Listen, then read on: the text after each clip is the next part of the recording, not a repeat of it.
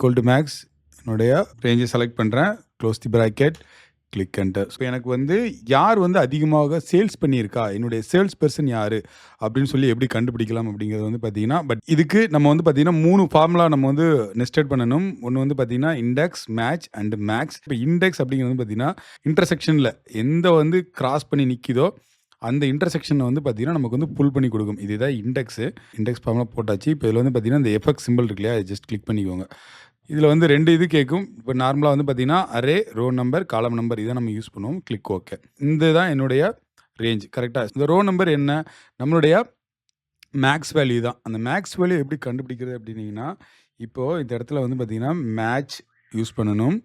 இப்போ அந்த match use பண்ண இடத்துல இந்த கரெக்டாக அந்த மேட்ச்லேயே கிளிக் பண்ணிங்கன்னா இப்போ நம்மளுடைய மேட்ச் ஃபங்க்ஷனுடைய ஃபங்க்ஷன் ஆர்குமெண்ட்டுக்கு போயிடும். ஸோ இங்கே நம்மளுடைய லுக்கப் வேல்யூ என்ன, என்னுடைய மேக்ஸிமம் வேல்யூ தான் நான் லுக்கப் பண்ண போகிறேன் இந்த இடத்துல. கரெக்டாக அப்போது இங்கே என்ன பண்ணணும் அப்படின்னா மேக்ஸ், இப்போ என்னுடைய ரேஞ்சை வந்து நான் வந்து செலக்ட் பண்ணிக்கிறேன்.